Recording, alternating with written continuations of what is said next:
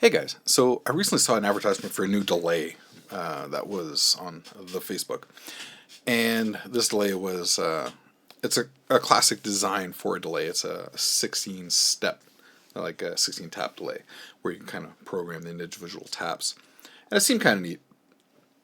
I'd used a couple of like 16 tap delays in hardware form.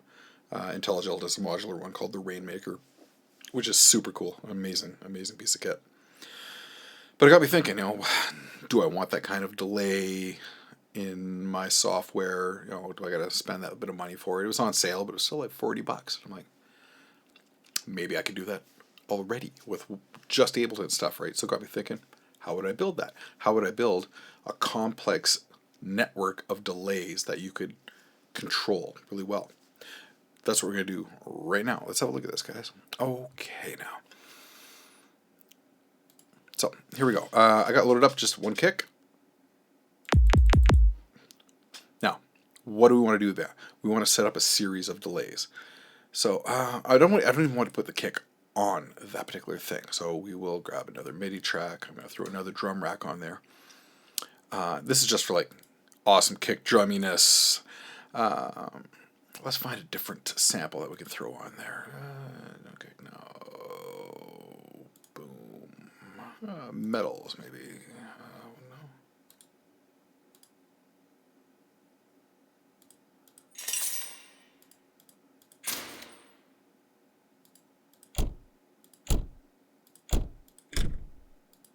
No. That's kind of cool. Just a little door slammy action. Simple as pie. Okay, so now I want to set up just a super quick pattern for that. And we'll set up just one hit. Perfect. Now we're going to set up some delay lines. Now in here, I want to insert an audio track. And on this audio track, I want to throw a, let's see, plugins. Oh, sorry, audio effects. Plus there's a delay. Delay. You're under D. D for delay. All right. So now we have a delay on this track. I want to set to 100% wet, put it to 0% feedback. We can mess with that in a minute. All right, so now we shall call this delay.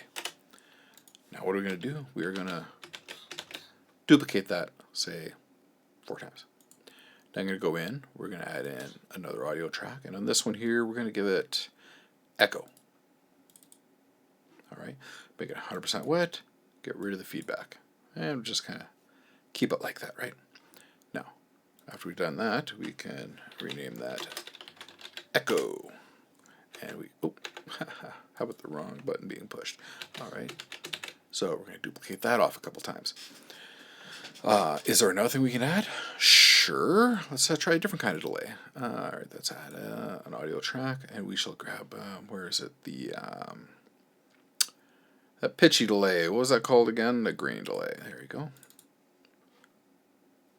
So we should call this grain.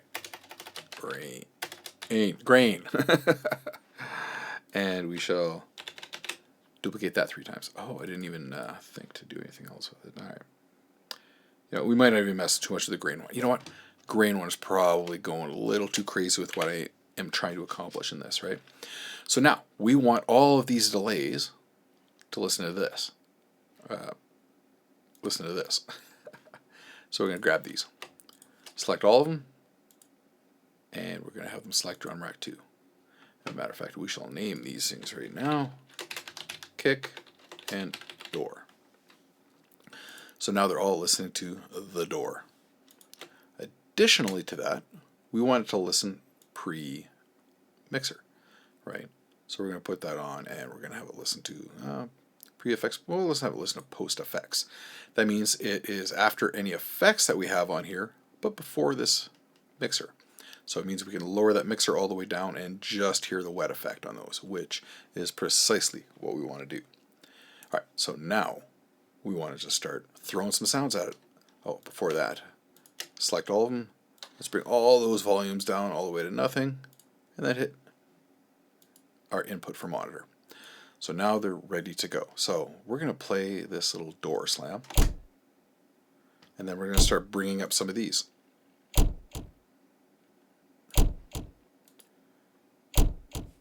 So we have a delay. Now you want to go into the next one and give yourself a different timing on it.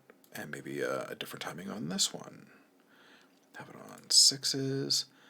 And on this one here, we'll turn off the sync and just have that timed a little weird. Right? Have fun with it. So now we'll start bringing these delays up.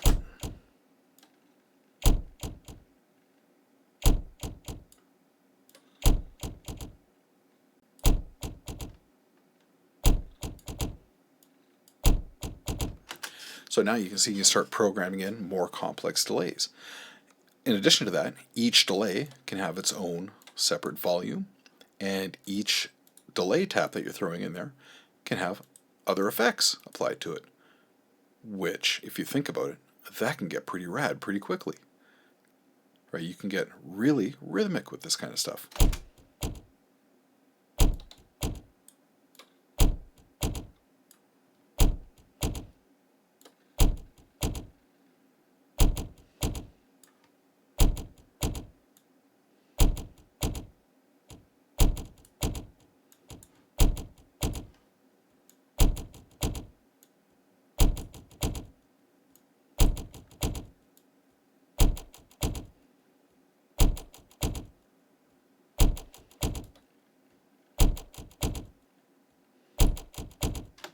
And also, you can start panning them off in different directions, get a feel for what's going on. Awesome. Now keep in mind, that is one note being played over here. We haven't even looked at our kick drum yet.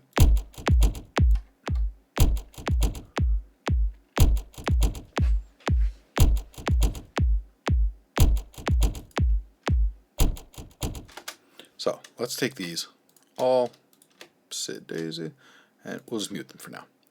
Let's go over and look at our echoes. Now, echoes is a different kind of delay plugin. A little bit more going on, a little more complex, but also just very cool. A very cool plugin. So let's get rid of that, and we shall look a little closer at this. All right, so let's start throwing some door at it.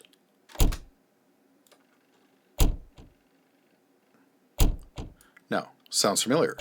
We had a similar thing going on with this one. Want to give it a different time?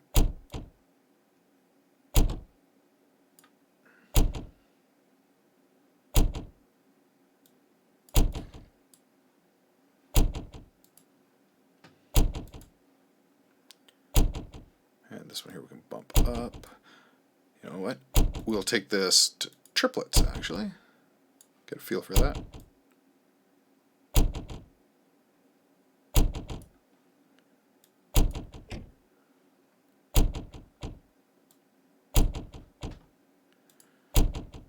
And this last one, we shall completely take off of sync.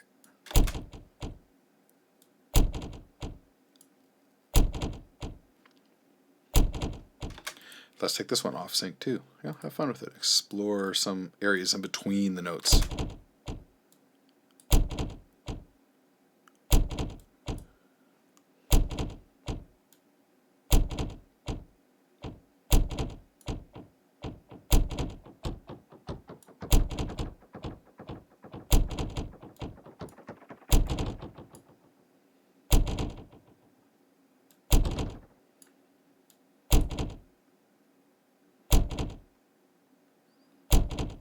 So that's pretty cool.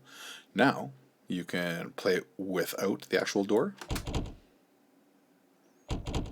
Matter of fact, you can play it without the actual door and with the other delays not coming in.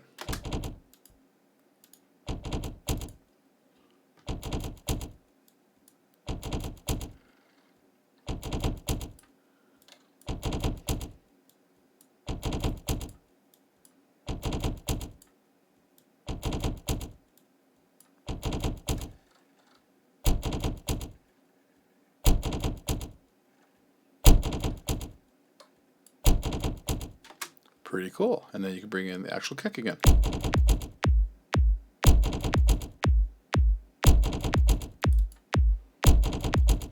Now let's throw another note at it.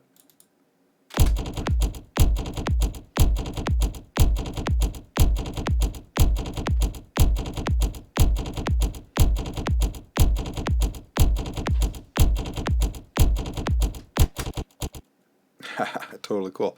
So now, if you actually take a quick look at over here, you'll see I have this fader port.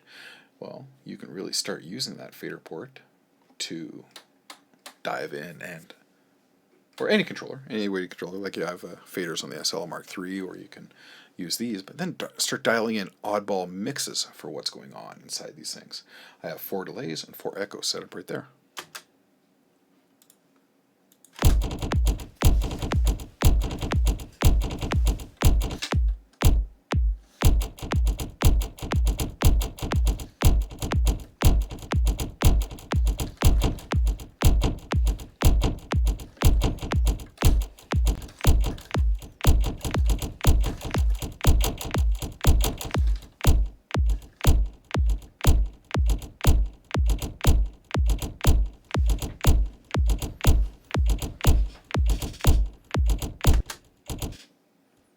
So that's pretty cool. And that's not where it ends, right? Now you can grab any one of those and again, apply an effect on any one of them. Also, you can grab them in pairs or whatever you think might work together, group them, and apply a common effect to those parts of it. Right now, I'm going to grab we'll grab the whole thing. I will group it. And on this, we shall throw a glue compressor. There we go. Hello, Mr. Glue Compressor. Oops, said days. Where are we? There we go. So let's just slam this thing with some compression.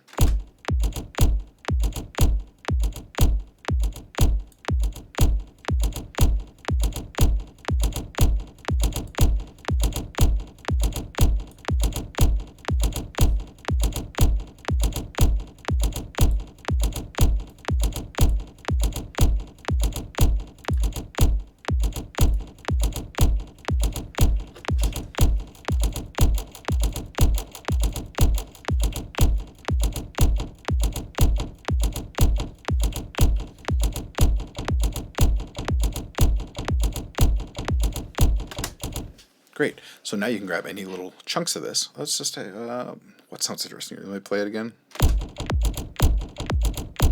Those little 2 hits there, they sound kind of neat. We can do a nested group inside there if you kind of want to get a little weird and complex with it. You know what? Who doesn't want to get weird and complex? Life is nothing without being a little weird and a little complex. So let's grab some kind of amp or maybe a distortion of some port.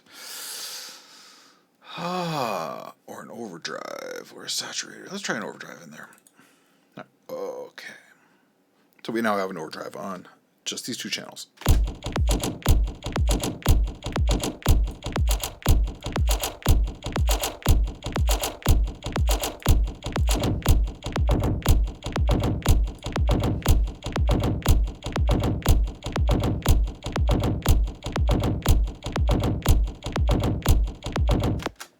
All right. Now what else sounds interesting? Let's just mute this one here for a second. That hit over there looks kind of neat. Let's throw something on that one. Let's throw a resonator on there. Just for giggles. Why not?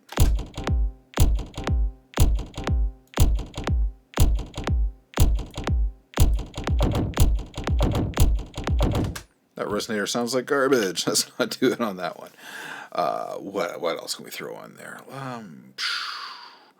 We can look to our third-party plugins, right? We can look in through here and oh, you know what? We can grab a Heaviosity Punish. Why not? Load it up. All right, so now we have our own plugins going on it.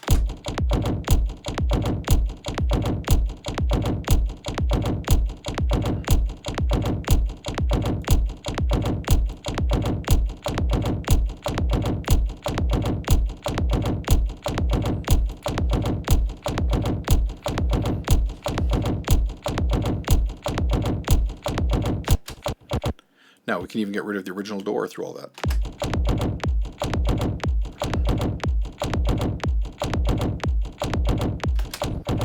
Anyway, I'm sure you guys see the potential in all of that. Have fun. You can create just like incredibly complex sounds out of all this. Entire techno tracks can be like series of delays and whatnot. And all these delays, of course, can be modulated, so you can just like mess with the timing, do like sweeps back and forth between delays, then figure out interesting routings. I mean, you don't have to group it all. You can like send a group of delays to a return over here, and then have like various returns coming in with different effects based on what's going on in the delays rather than the actual track. It gets a little nutty. Like, say this here. You wanted to go in, and we know from history that I have a reverb typically nested there on track E. So if I wanted to take one group in here, let's say this one here, the one that I just put that punish on, we can send that one there to a reverb.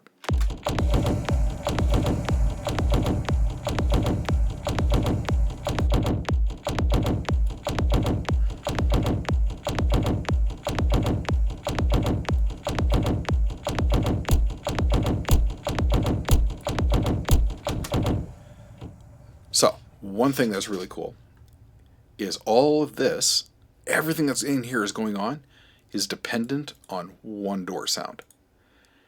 You can imagine changing the entire palette of what's going on in the entire project by just changing that one sample or modifying that one sample in some way. So let's try that out.